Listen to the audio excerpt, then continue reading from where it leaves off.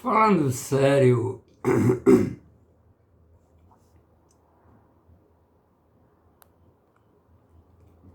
eu não encontro nenhum poema romântico de Fernando Pessoa.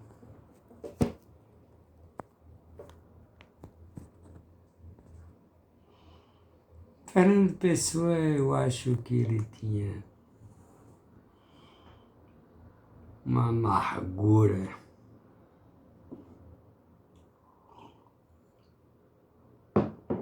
Eu tinha uma amargura na vida. Mas encontrei aqui um poema chamado Autopsicografia.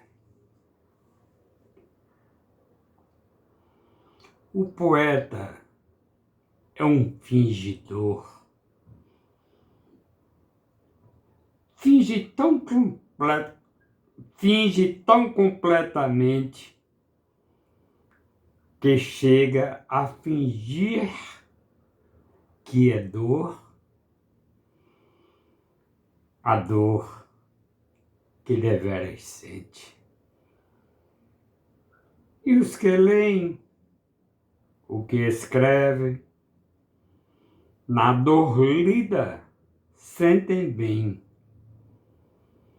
Não as duas que ele teve, mas só a que eles não têm. E assim, nas calhas de roda, gira a entreter a razão esse comboio de corda que se chama coração.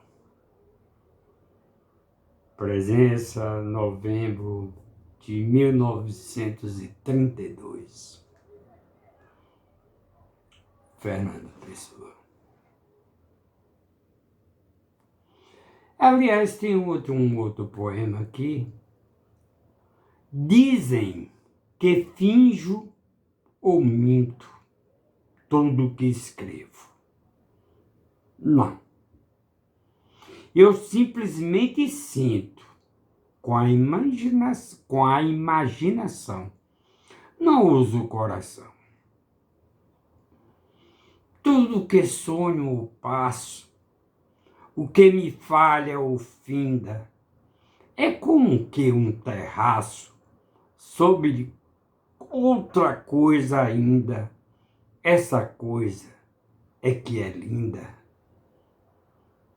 Por isso, escrevo em meio do que não está ao pé, livre do meu enleio, sério do que não é. Sentir? Sinta que lê.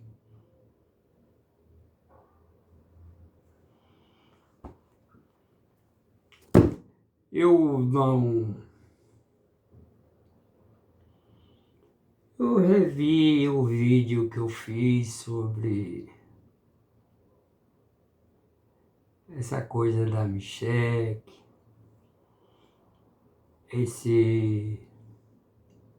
essa afirmativa ridícula, absurda.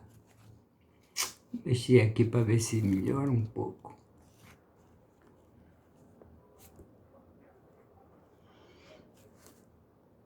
Ver se melhorou.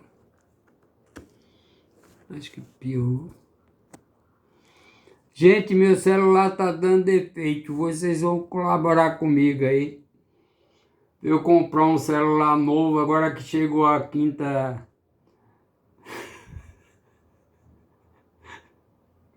5G, né? E eu não tenho dinheiro para comprar, né? Eu vou apelar aí pros amigos aí. Não me deram cerveja, não me deram nada. A única cerveja que eu tenho é isso aqui só. Não me deram nada. Nem amigo, nem amiga, nem ninguém. Mas eu vou voltar ao assunto.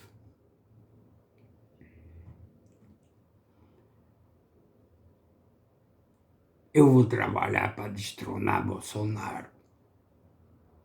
Da mesma forma como eu fiz para botar no palácio.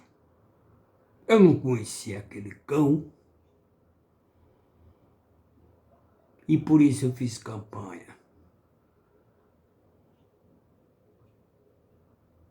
Mas eu vou trabalhar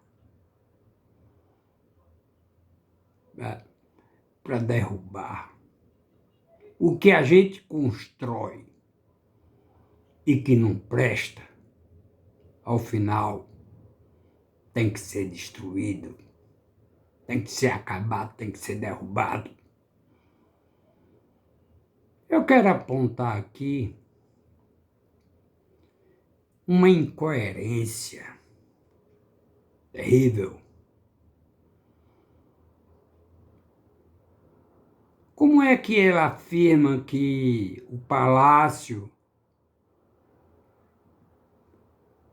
do Planalto, Palácio da Alvorada,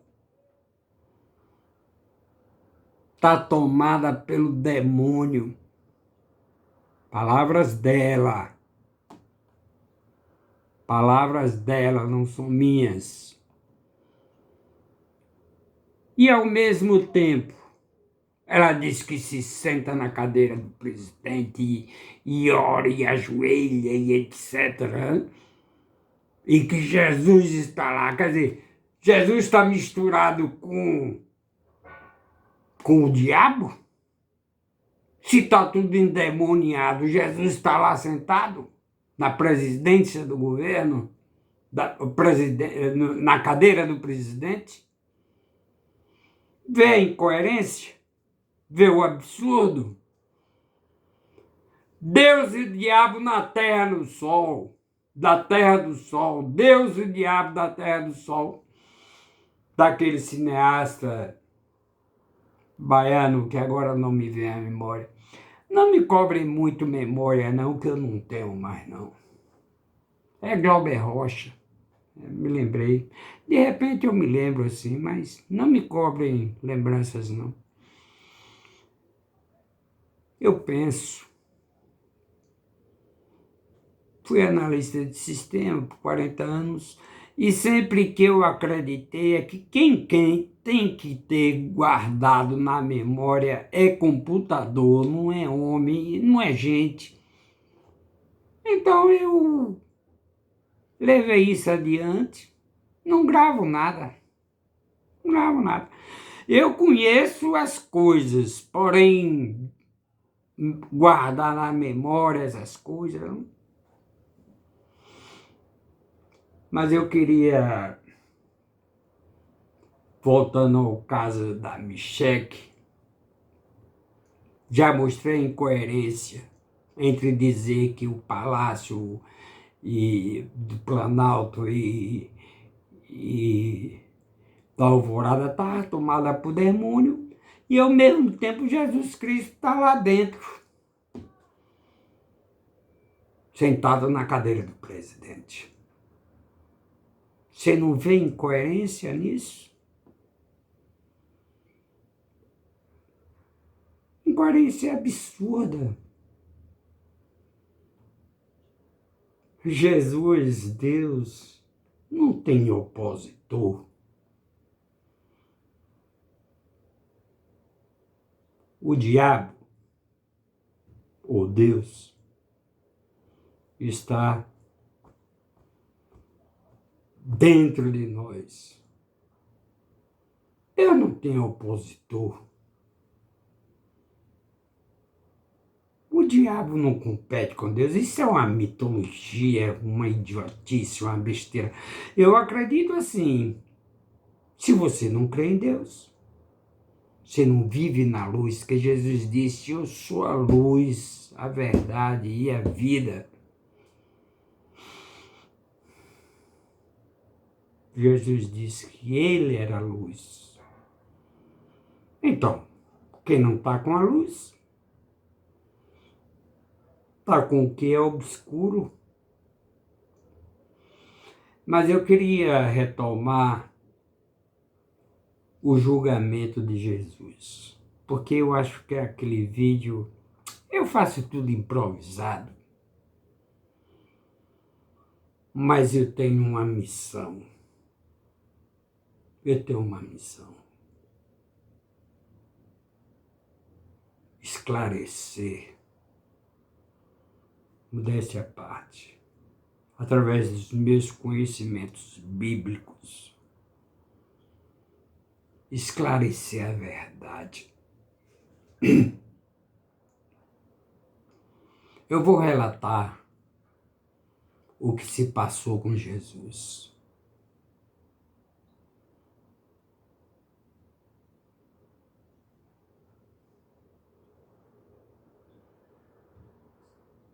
Jesus, aos 30 anos, começou a sua vida pública. Até então, ele trabalhava com seu pai José, de carpinteiro, que algumas pessoas dizem que naquela época carpinteiro era pedreiro, era essa coisa toda, né? O meu caso, mas ele trabalhava.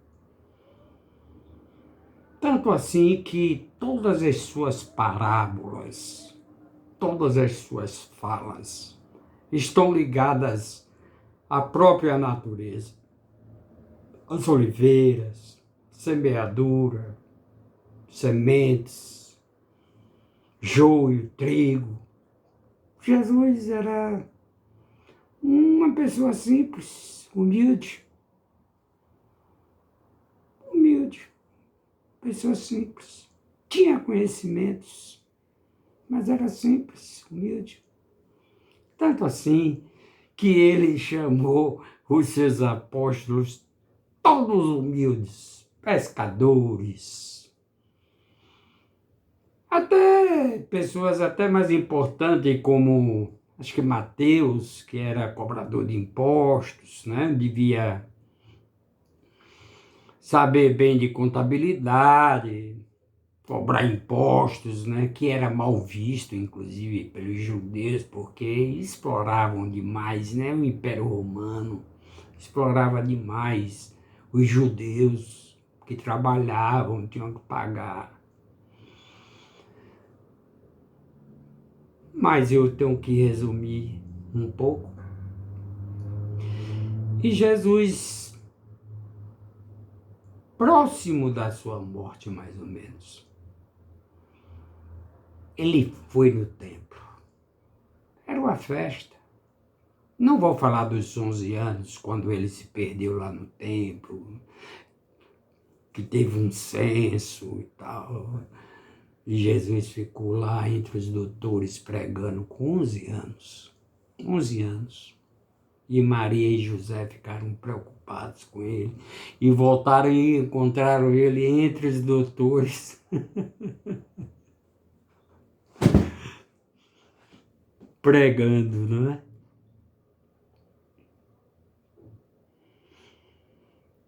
Mas eu vou dar um salto nessa história aí.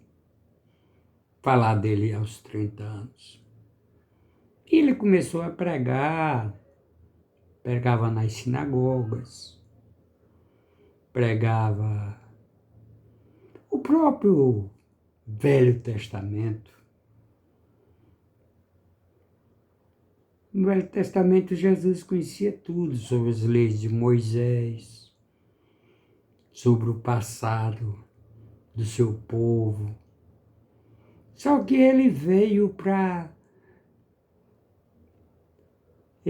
para mostrar outra doutrina, digamos assim.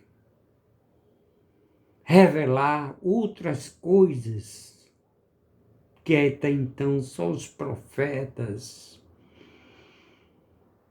Isaías, Ezequiel, eles imaginavam, né? No Velho Testamento, mas Jesus não. Jesus já veio trazer outra realidade.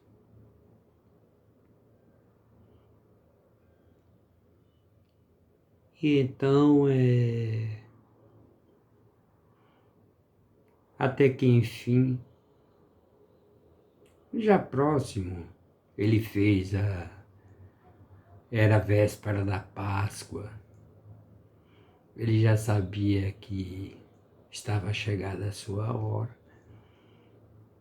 Na Quinta-feira Santa, ele se reuniu com os seus apóstolos, instituiu o que nós hoje conhecemos como a Sagrada Eucaristia. Ele abençoou e disse: "Este é meu corpo." E pegando o vinho também do mesmo jeito, abençoou e disse: "Este é o meu sangue, tomai e bebei." E daí ele saiu, aliás, no mesmo banquete. É uma história um pouco longa, né? Porque primeiro Jesus mandou que pegasse um jegue, ele entrou no domingo, em Jerusalém. Era vésperas da Páscoa. E Jesus entrou montado num burrinho, num jegue. E o povo aclamava: bendito aquele que vem em nome do Senhor, hosana, hosana nas alturas. O povo gritava e jogava palhas de oliveira, folhas de oliveira no caminho. E os soldados romanos parou Jesus e disse: manda que esse povo se cale. E Jesus disse: se eles se calarem, as pedras gritarão. E Jesus foi. A esse tempo, eu acho, bem próximo disso também, ele foi no templo. E lá estava uma feira, vendendo pombos, vendendo carneiros, como algumas igrejas que a gente conhece hoje em dia. Preciso dizer quem é?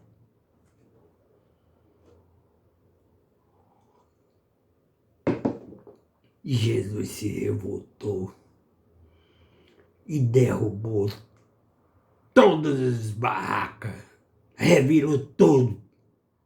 Pegou o chicote, bateu no jeito, o diabo, derramou moeda, fez miséria, né? Soltou os pombos, soltou os pássaros, soltou tudo. E disse: não façam da casa do meu pai, da casa do meu pai, um comércio.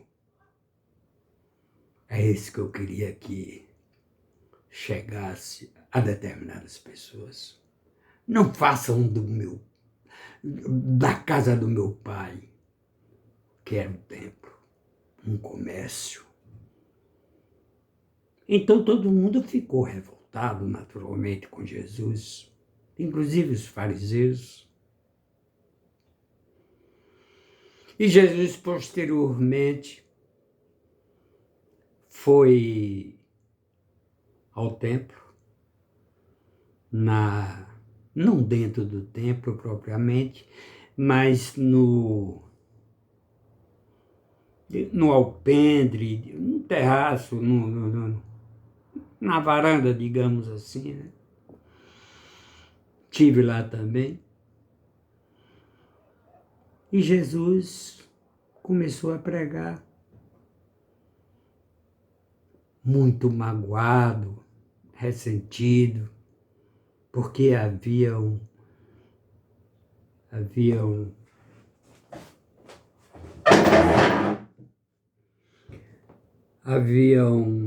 feito da casa de Deus um comércio. Jesus ficou revoltado. Então os fariseus, alguns doutores da lei, perguntaram a Jesus: é lícito a gente pagar impostos para César? Jesus disse: dê-me uma moeda. E alguém lhe deu uma moeda.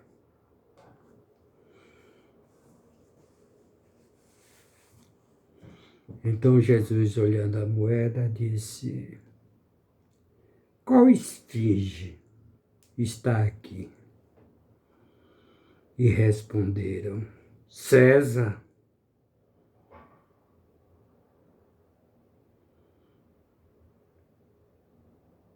Então Jesus respondeu-lhes: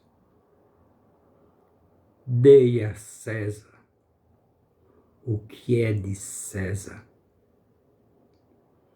e a Deus o que é de Deus. Eles estavam testando Jesus porque eles já estavam à procura de uma falha de Jesus para o denunciar, para o incriminar. Mas Jesus sabia de todas as intenções.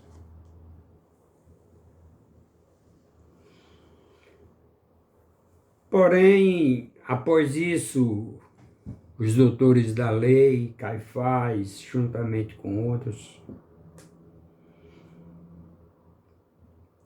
ele disse, não, a gente tem que dar um fim nesse homem. Porque Jesus estava arrebanhando, o povo todo estava conquistando todo o povo.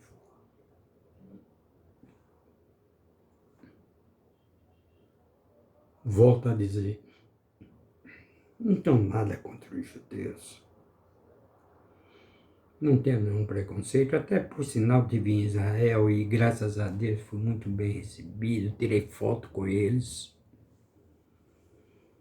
Estou falando de uma verdade histórica, um acontecimento histórico. Então, aqueles doutores da lei, os mestres, né, se sentiram,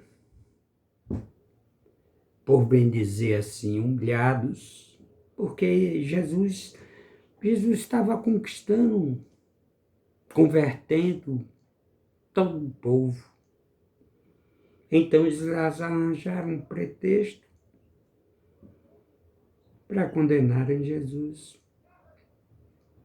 Então o levaram, porque Jesus se dizia filho de Deus. E então levaram Jesus a Pilatos. Pilatos reconheceu que ele não tinha jurisdição para julgar os judeus. Até porque Pilatos também tinha medo de uma revolução.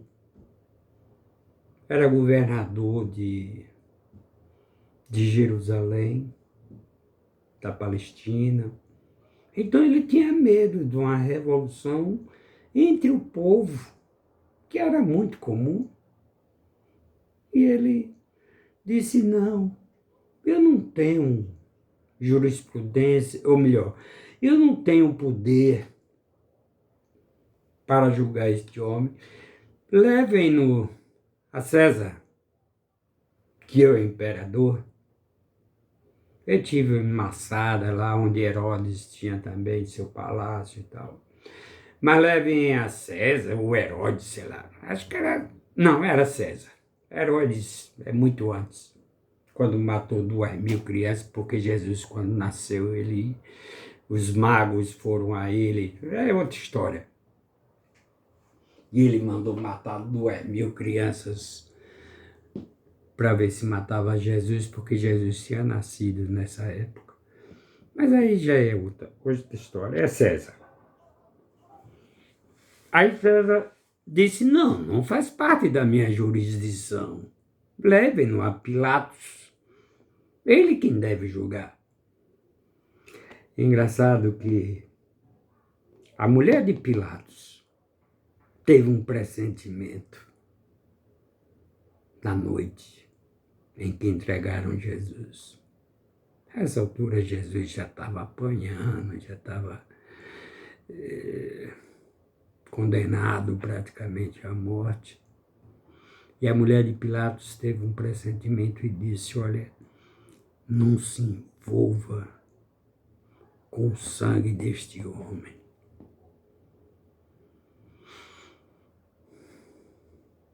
Mas Jesus teve com Pilatos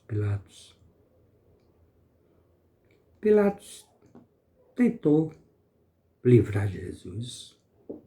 Até antes que eu me esqueça, fizeram, acho que na França, um julgamento sobre essa condenação de Jesus, envolvendo Pilatos, envolvendo os judeus. E por incrível que pareça, Pilatos foi inocentado. E vou dizer por quê.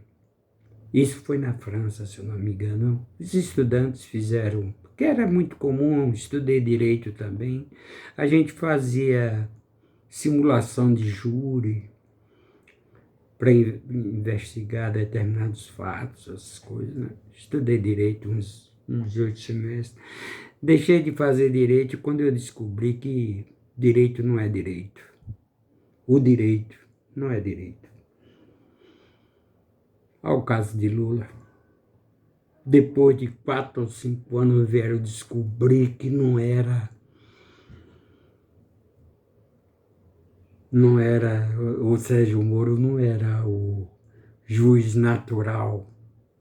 Depois de 4 anos, depois deles mesmo aprovarem a prisão de Lula, porque não foi Sérgio Moro que prendeu Lula. Todo mundo pensa que foi, mas não é verdade. Teve anuência do Supremo. Agora, eu vou voltar por causa de Jesus. Agora, por conta de que Bolsonaro ameaçava a ditadura, ficou todo mundo com medo. O Supremo botou o rabo entre as pernas, feito cachorro, vira-lata, que me perdoe os cachorros vira-lata, pegaram e anularam. Mas não inocentaram Lula, não. Ele roubou mesmo, e roubou muito. Roubou. Ele só não tem nada em nome dele. Mas o filho dele tá rico aí. Mas quem roubou, roubou. Ou me explique como é que um torneiro mecânico tem mais de 20 milhões de reais. Me explica. Um torneiro mecânico tem mais de 20 milhões. Todos eles roubam. Vou voltar para Jesus. Eu acho que é melhor. Então, apresentaram Jesus a Pilatos de volta de César. E Pilatos perguntou a Jesus: Tu és Deus? E Jesus respondeu: Tu o dizes.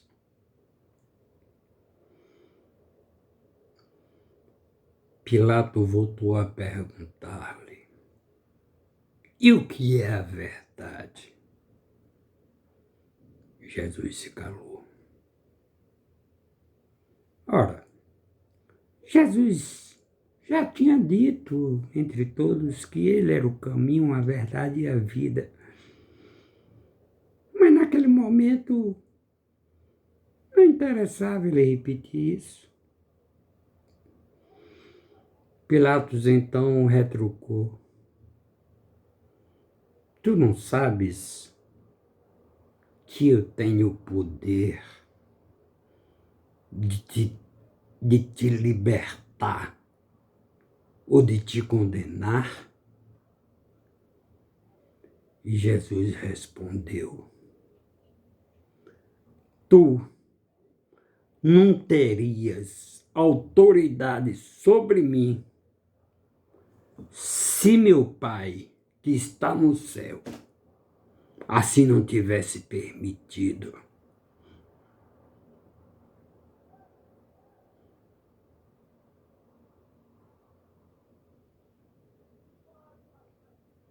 E Pilatos disse: Mas se tu é Deus, cadê teus defensores? Jesus respondeu: Meu reino não é desse mundo. Se meu reino fosse desse mundo, meu Pai teria enviado anjos para me salvar.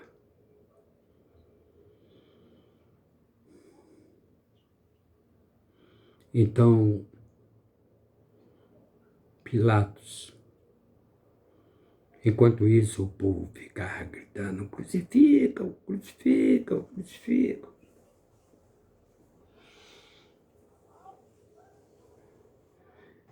E Pilatos, com medo de ter uma revolução, que, como disse, era muito comum naquela época, né? Os hebreus, os judeus, fazer uma confusão. Ele era governador de Jerusalém, e ele, com medo de uma revolução, também os judeus tinham muito poder, sobretudo do Sinédrio, né?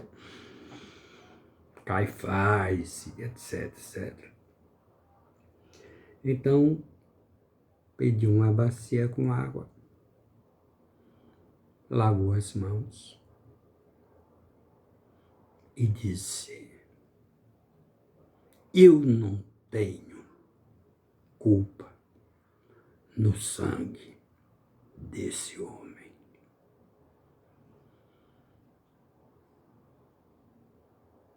Mas entregou Jesus para ser mutilado, para ser torturado.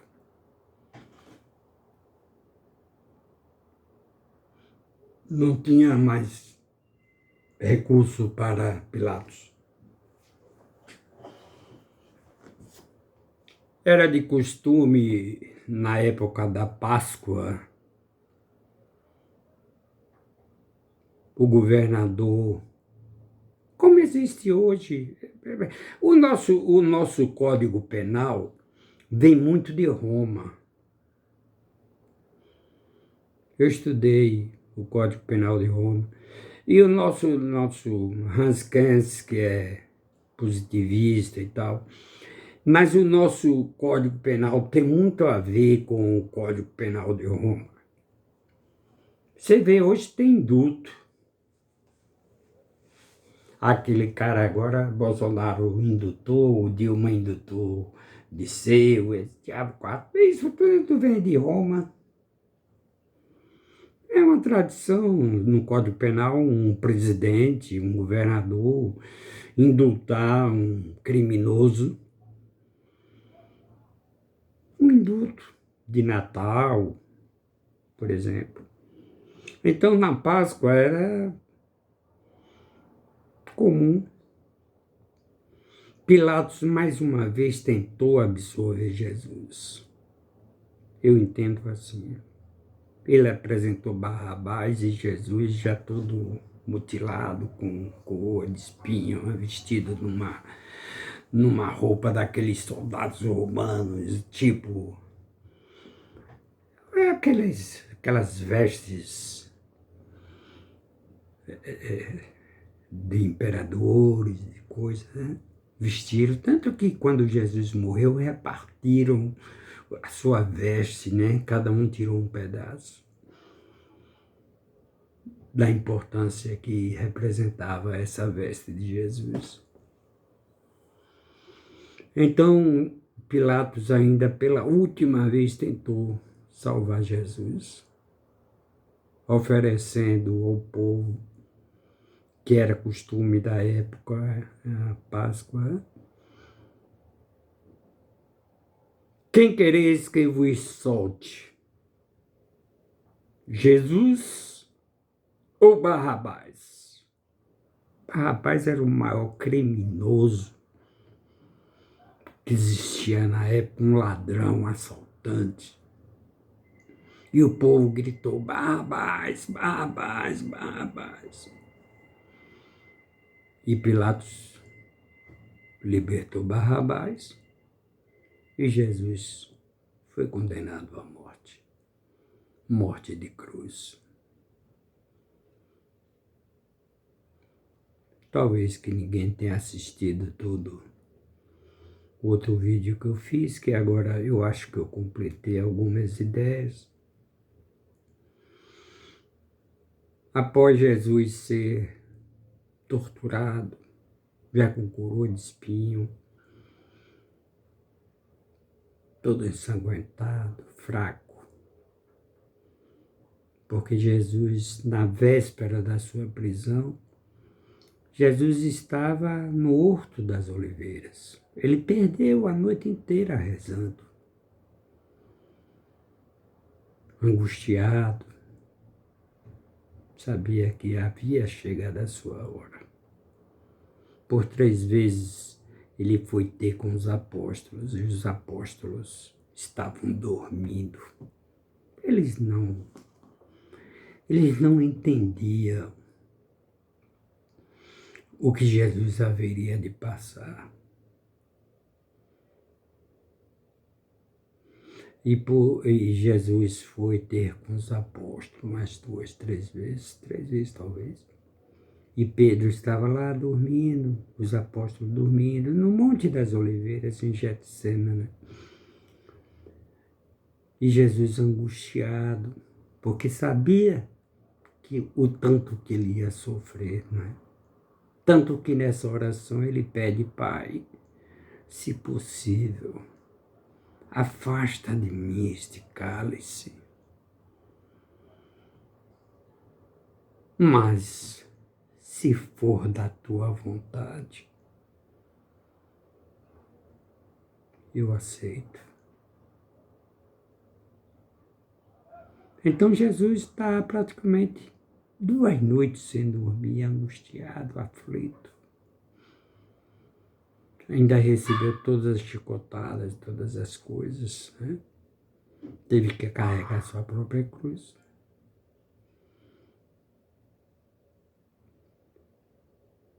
É uma ladeira íngreme.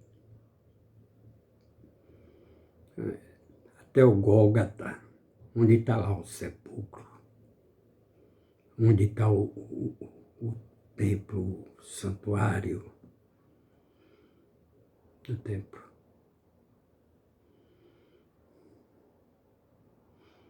Chamava-se Gólgota, lugar da cabeça.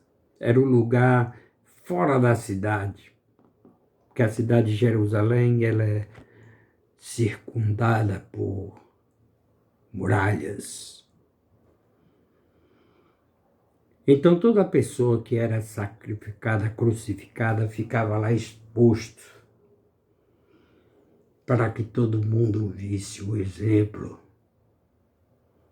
como era não obedecer às leis de Roma. Eu estive bem lá, Santo Sepulcro. E Jesus, a terceira vez que caiu, ele não tinha mais forças, como homem, estou falando. Homem, como nós, carne e osso. Não sei se falei nesse vídeo que Jesus, quando foi chicoteado, nas pontas do chicote tinha uns grampos.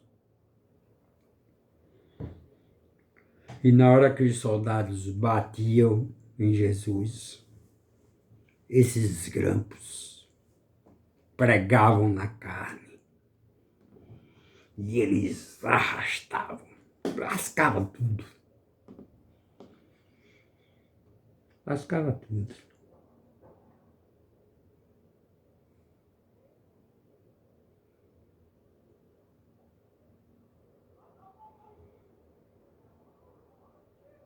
E Jesus que já tinha perdido a noite, lá no Horto das Oliveiras, mais uma noite sendo torturado.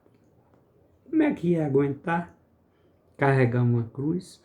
Aí chamou os soldados na terceira, e cada vez que Jesus caía, ele chicoteava também para Jesus levantar para carregar a cruz.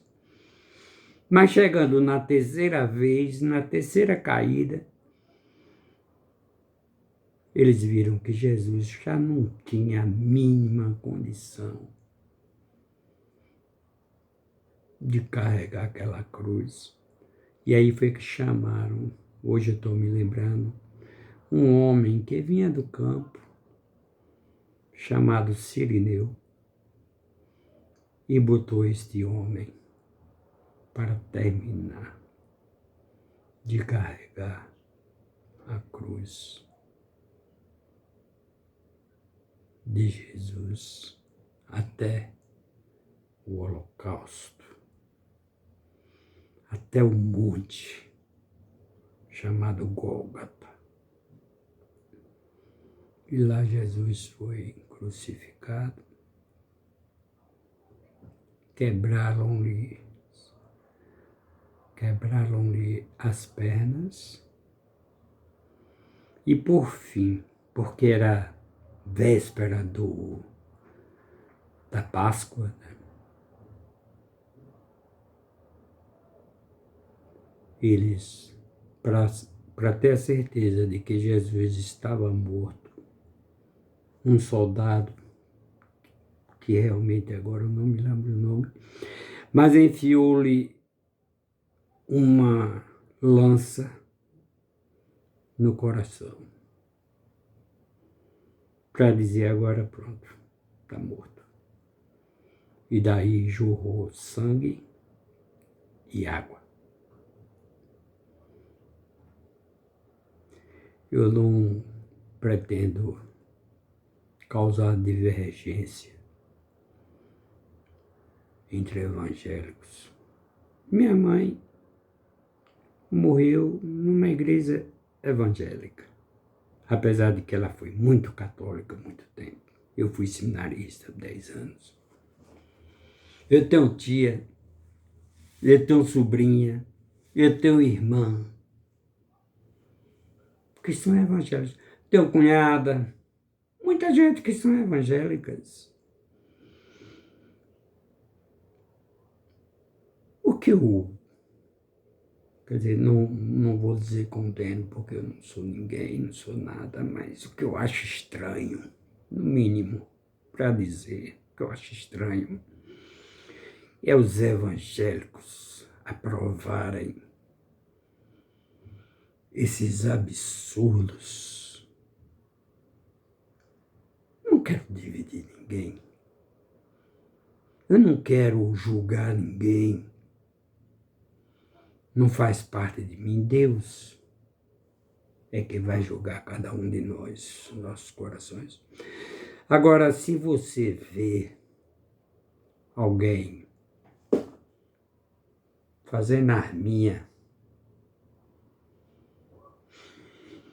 pastores,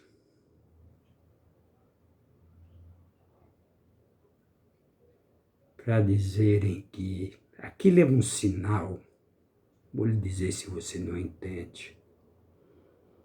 Talvez você faça ingenuamente esse símbolo. Mas são pastores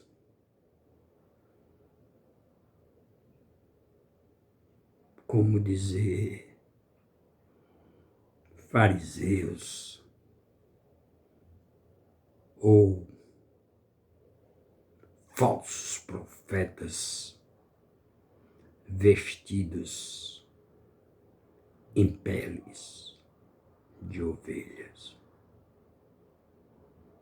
Não faça. O que eles querem é mostrar que apoiam o Bolsonaro. No fundo,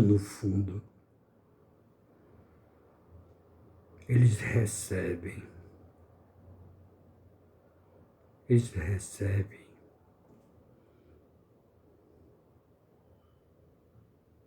Entendeu? Fazendo você de uma ovelha desgarrada.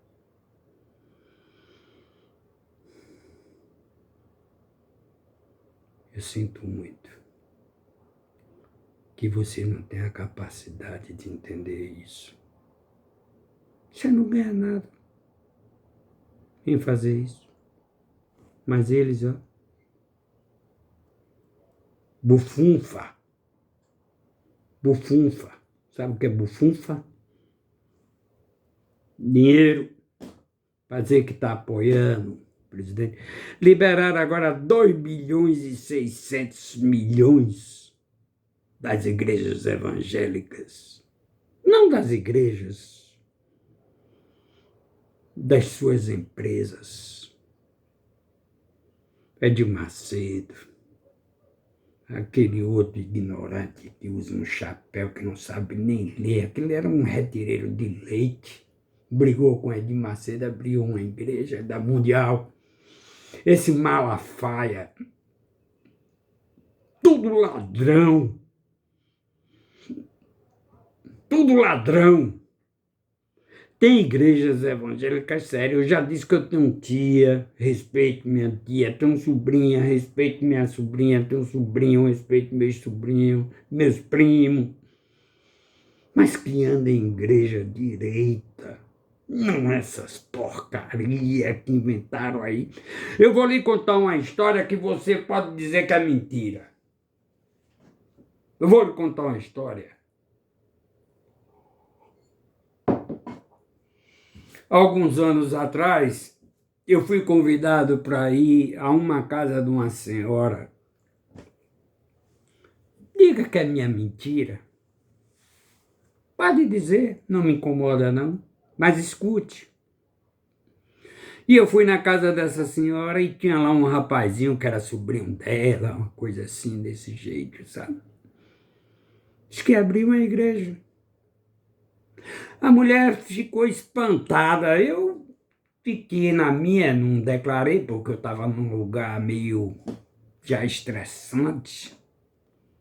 Fiquei imaginando, meu Deus do céu. Aí ela disse, como assim, meu filho? Você vai abrir uma igreja? Vou, tia. A gente já tem um pastor, vai ler a Bíblia e vai pregar. Eles não sabiam que eu era ex-seminarista, etc. Eu já estava casado, tudo fora. Eles não sabiam, não. Aí ele contando, disse que já tinha alugado o ponto. Não, minto. Já tinha o pastor contratado e só faltava achar o ponto para abrir a igreja. E assim, meus irmãos, temos muitos enganadores. Muitos enganadores.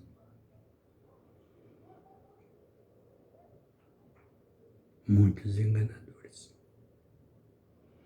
Só quero, para finalizar o vídeo, já sei que está cumprido, só quero lhe lembrar a incoerência, para que fique bem viva na sua mente. A incoerência de Michele. Foi presa por tráfico de drogas. Sua mãe também foi presa pelo mesmo motivo. Tem um irmão dela, sei lá, que também está envolvido com drogas. Tem Bolsonaro e os filhos todos envolvidos em crimes de rachadinhas. As mulheres de Bolsonaro, 3 ou 4 ou 5, não sei quantas diabo teve, faziam rachadinha e empregavam assessores fantasmas.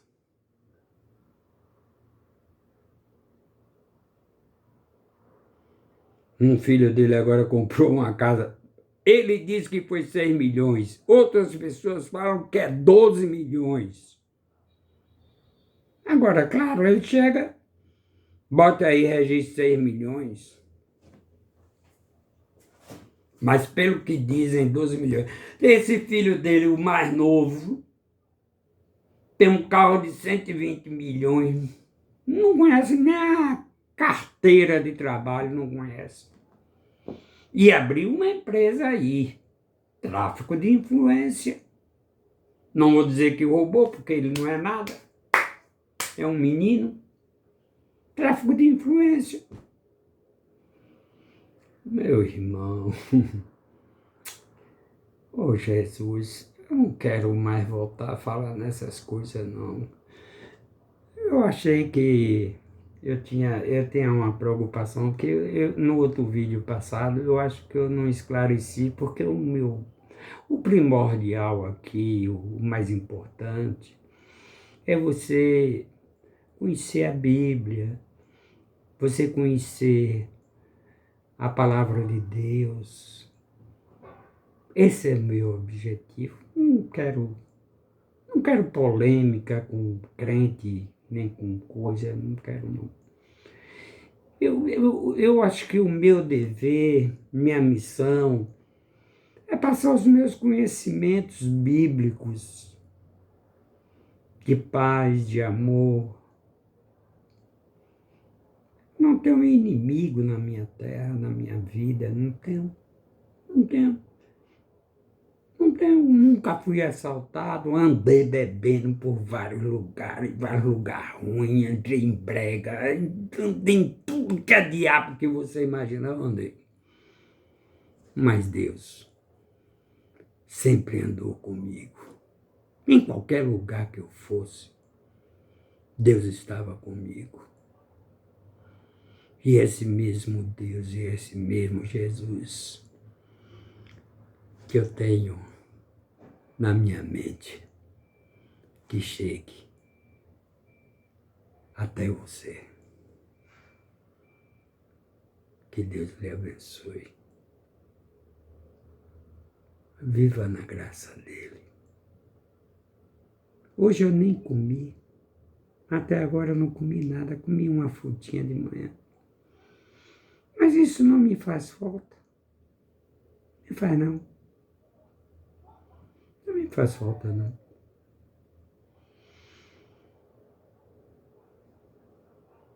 Não me faz falta. A comida, para mim, não é o mais importante e nem o dinheiro. Não é o mais importante da vida, não. Eu sei que muita gente, quando a gente tem e não quer comer, é uma coisa. Quando a gente não tem e quer comer, é outra coisa. Eu entendo.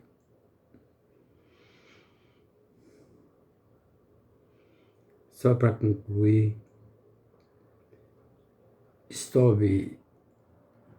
Steve Jobs morreu na iminência da sua morte. Ele deixou uma declaração, no mínimo, emocionante. Ele morreu, tinha 7 bilhões de dólares. Ele foi quem fundou a Apple, esses telefones mais caros que existem aí. Steve Jobs. Também foi parceiro de Bill Gates, da Microsoft. Depois ele saiu da parceria. Eles criaram um computador no fundo de quintal. E naquela época eu era até programador, lá para 73, 74. Mas eles já trabalhavam no fundo de quintal lá. E ele deixou 7 bilhões de dólares. Eu tenho a mesma doença que ele. Pancreatite. Não sei se ele bebia, se não bebia, eu sei que eu bebo.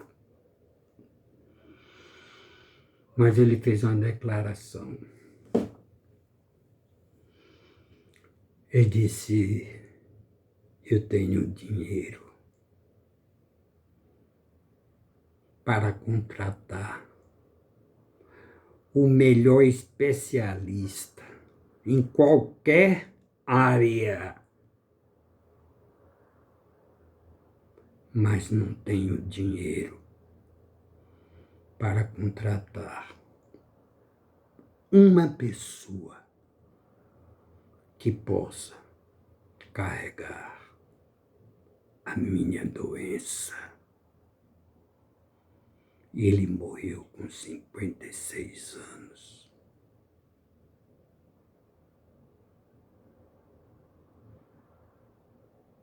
Pense nisso, meu irmão. Muitas pessoas vão para essas igrejas, lhe prometem prosperidade, vão ficar ricos, vão virar empresários, vão comprar os melhores carros. E eles ficam dando depoimentos, para mim tudo é falso.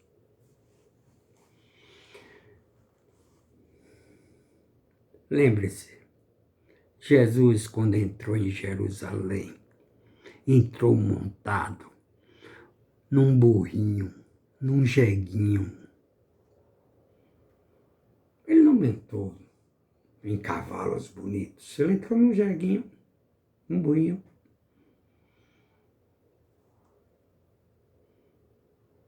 Tchau. Pense nisso.